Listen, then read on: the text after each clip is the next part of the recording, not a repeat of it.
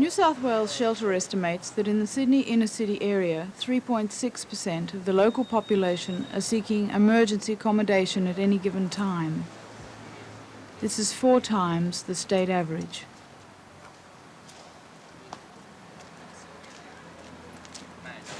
Here comes Silver.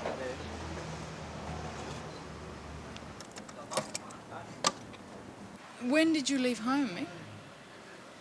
Couldn't leave home. I got made a state ward when I was 10. When you were 10? Yeah. And I went to Mittagong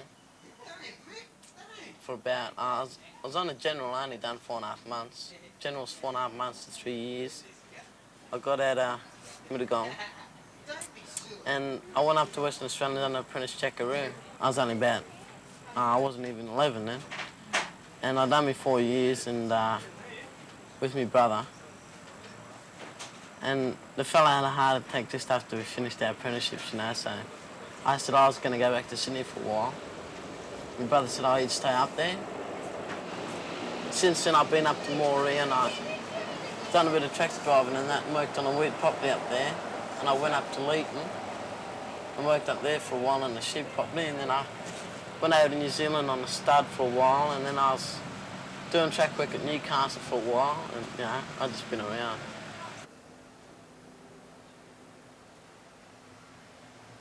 What made you decide to leave home, to leave Canberra? I couldn't find a job. I've been unemployed for 9 months. This was in Canberra? Yeah. What, all of a sudden there's just no options for you in Canberra? Yeah. And were you living at home at that time? Yes. Was that a hassle at all? Yeah. Why? Well, I get on with my parents, but I get on better when I'm away, not when I'm at home. I don't fight, but you know, there's just no sort of talking or anything like that. My mother's sort of very protective. I'm the last of 5 kids. And she wants baby? Me, yeah, she wants me to stay at home. And what are the difficulties that face kids leaving home, do you think? What's the first problems that they strike? Going from the security of the family home and, you know, mother and father to back you up into a situation which you're not quite sure of and you've got no one to back you up. What are the first problems that hit you? Mainly no money, no job, no place to stay, no friends. All depends. If you're moving from Sydney to Sydney, you've got your friends in other suburbs, but I moved from Canberra to here. Right. So you really felt quite alone? Yeah.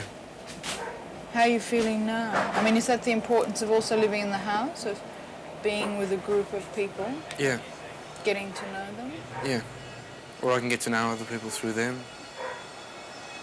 Or I can get to know myself better, really. How old were you when you decided to leave home? I was 16. 16. And why did you decide to leave? Well, because my mum wanted me to leave. That was about it. She didn't want to take responsibility for you anymore? No. Why? I don't know. I think it was mainly because she didn't want to have to look after me, so I just come out of hospital.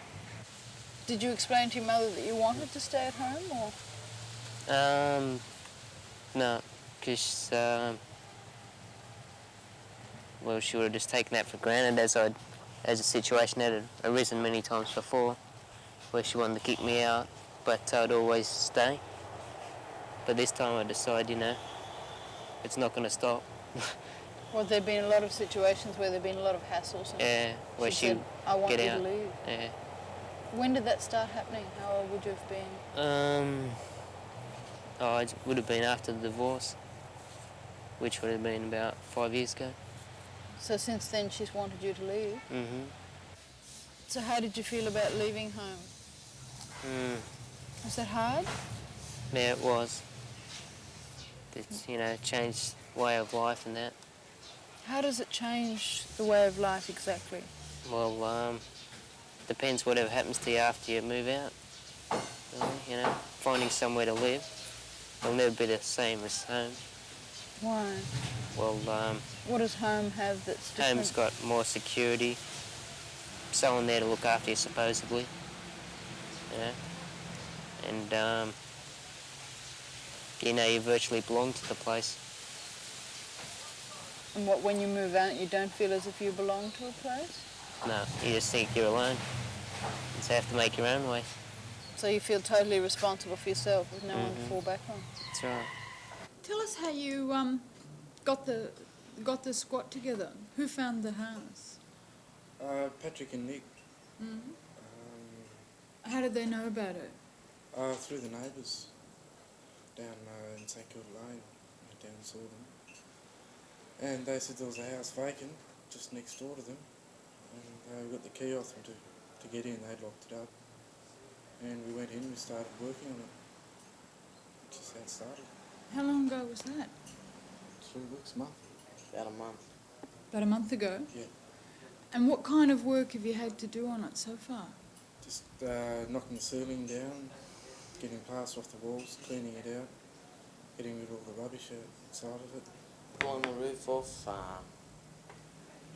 pulling and replacing the roof. Do you think it's important to have your own place to live? Yeah, it Yeah. is very important. Why? I suppose it's like in a boarding house, you got no responsibility. You don't have to wash up. You don't have to do no work. You just pay your board, right? You don't have to worry about your room because it's not yours, right? But when something's yours and you own it, you got to take care of it, don't you? Otherwise you lose it. There's always plenty of boarding houses around, but there's not many flats. So what's the importance of having your own home to you? Security, somewhere to stay, something you can call yours instead of it's someone else's. Yeah. And if you haven't got that security, what effect do you think it has on you? Get lonely, depressed, angry.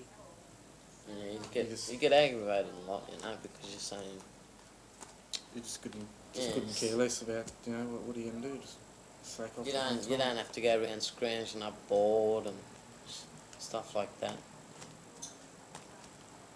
You don't have to rely on other people. You rely on yourself. What are you doing at the moment? Well, at the moment, just trying to get this place fixed up, doing the windows and that. Yeah, but which job are you doing? Just Front putting room. in the frames? What are you going to do about glass? Well, we've also already got some window frames and glass that we've picked off from places being demolished and that. And what do you think? Do you think that it's better to live here and put in all the work than to live in a place and pay rent? Yeah, it is, because most of the places that you can find paying rent are joints where the landlord is trying to rip everyone off. What's important about this place to you? Well, it's more or less a home, and we don't have to pay money to keep it. We just work, and that's all we really need to put into the place. So you're saying that the main reason you're living in the squat is because you can't afford to get a flat? Yeah. Well, I've got to get bond money. Where am I going to get that from? Because you're on the dole. Yeah. You know, to get a flat that I'd like, I'll probably end up paying $40 a week, which, you know, I can't afford. It leaves me $11 to live on. Do you know many other people who are squatting around here? I mean, do you have much contact with them? Oh, not really. You Tony don't- and that. What kind of people do you think are living in the squat? Mostly young people? Would you say? Oh, they are pretty young, yeah. You don't find old people because old people get driven out. Why do you think it's mostly young people? Because there's a lot of work that has to be done? They're the only ones willing to do it? Nah, but most young people rove around, see? And none of these places are permanent. You don't see the squat as a permanent place to live? It's illegal to squat, right? So you're just kind of waiting until you have to get out? That's right. No, there's a fella up there, just up the lane here. He's been threatened. He's going to get kicked out. His place is going to get knocked down for 4 years. But he still stays He's there? still there. Do you reckon you'd be here for that length of time, or you don't know? You can't tell. You could go any day. But does that worry you that it's so impermanent?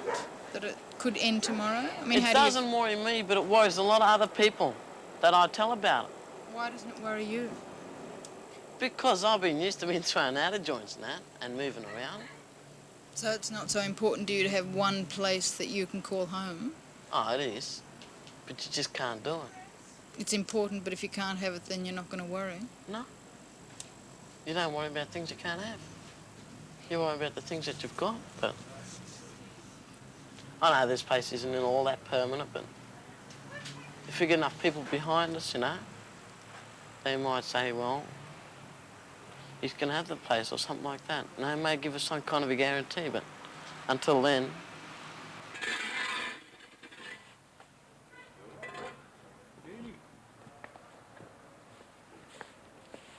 Perhaps if you could just explain to us, you're from the District Main Roads Department, is that So right? I'm from the Department of Main Roads, Central Workshop Scramble. Right. I've been sent down here to clean these premises up according to the City of Sydney Council.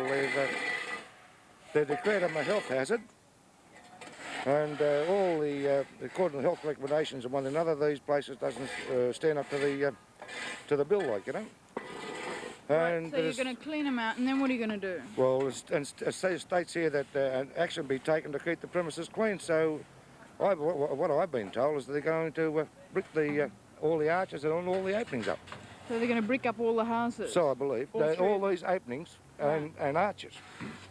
So what's going to happen about the house here where there's actually kids living?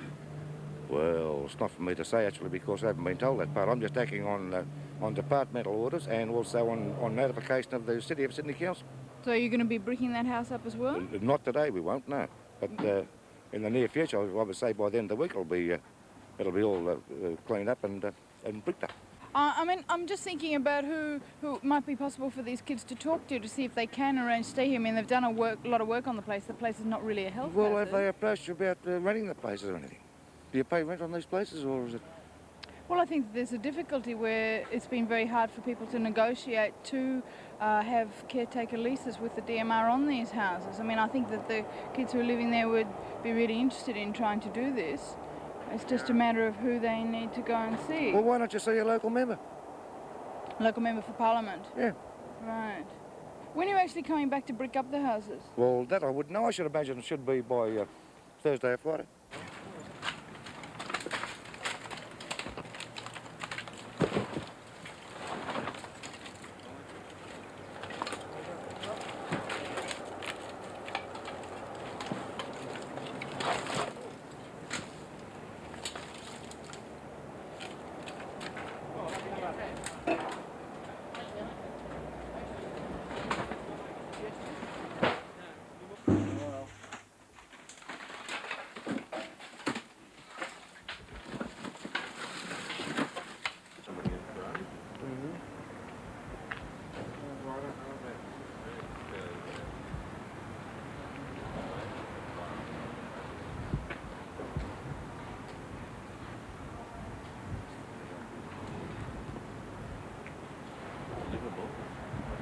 Well, I think we should get in touch with the rental properties section because you could make an offer to them to rent it. The thing is, that's catch-22 because they'll say they can't rent it because the council won't allow them to rent it. Basically, you're not allowed to rent something which is in derelict condition or the roof leaks and it hasn't got a stove and all those sort of services that are necessary. Still, I think it's worthwhile doing that, just getting in touch with the rental property section and just seeing what their attitude's going to be. Greg, what happened 6 weeks ago? You and Mick put in an application for tenancy. Have you heard anything about that application? Not a word. Nothing at all? Nothing at all. They're sort of like, I suppose if we go back to them, they'll probably say they lost it or something like that. Yeah, we had exactly the same experience when we put in our submission for tenancy for the housing cooperative. No, we just didn't hear anything for weeks and months, and only when we inquired did we get a response, which was a very sort of non-committal one about they don't want to say what they're going to do because they might sell them or they might build a road. But we consider that's pretty irrelevant because we were prepared to take them until such time as they wanted to do something else, and you'd be in the same position. So, what was your actual application? It wasn't just for tenancy. What was it for? It was for caretaker tenancy For a group of several houses to the Darlinghurst Self-Help Housing Cooperative, which we are forming. And we looked on it as a legalisation of what we're already doing. We're already maintaining the places, and not only maintaining them, we've already fixed them up, put in many thousands of dollars worth of labour and materials too, to a lesser extent, and we regard that as a rent and want to have that recognised. Although we've got informal support from people. I mean, people like the council health department have inspected all the houses and regard what we're doing as quite acceptable, and the DMR itself has said, not officially, but people in the DMR, that they're quite glad to have people like us here because we look after the places, we fix them up, we keep out people who are likely to vandalise them or set fire to them or whatever. And I mean, but they won't give you an agreement. But they won't formally effect. recognise us, and I think the hold up it's complex because there's a lot of things come into it. A lot of issues. The issue of the expressway, the issue of what the government's going to do about the housing problem, and also it's a new thing legally. I mean, squatters aren't legal, and so it'd be a precedent, and I guess they're just reluctant to do anything different, even though it's obvious that we're providing a solution here that works very well, and doing it while the government just sits around trying to decide what they're going to do about the housing problem. How long have you actually been here, Helen? I've been here 2 years. Unfortunately, the problems of housing for young people and single people are not very well appreciated in the community. All the programs that are set up by the state government and the federal government go to either people who are already sick and in need of real care and control type programs, which are very costly. They either go to them or they go to families. It's suggested that the people in most need quite often are families, especially families with children. But you're saying there's very little attention given to the problems of young kids trying to find, Sure. or young people trying to find programs. No programs for ordinary Except kids. emergency Virtually, accommodation. to get the assistance, you have to become derelict. That's what a lot of people do. Just psychologically, it would make such a difference to us to have security of tenure. I mean, we are going ahead with workshops, like our co-op that's got to a pretty developed stage in terms of the individual houses and the accommodation thing, is now starting to do things on workshops. And even though you do it, everything, it would be a lot more inspiring if you knew that you had tenure on those places, that, and that what you were investing, which can pay off, and I mean, not just in terms of yourself, because once you've attended to your individual needs, you're right, but as a community thing, because the community is our community, and we know it can pay off. We know that it's going to be good, not just for us in this co-op, but all the other people, and workshops, and say another idea we've got's a gallery where you could sell things. There are a lot of artists around here, a lot of people who produce things that you could sell, and that would link us in with the community. It'd be mutually beneficial. We'd like to do it. It'd be a way of bringing some income in, and you just need to know that you can stay in the houses. Yes, and there's no I mean, that funding would be really good, and I mean, to really make it the really terrific thing it could be, we need funding. But we can still make it something pretty amazing, and we'll probably do it anyway. We will do it anyway. It's just if we had the security of tenure, it is important, I think. 13 households have applied for tenancy agreements with the Department of Main Roads with no success.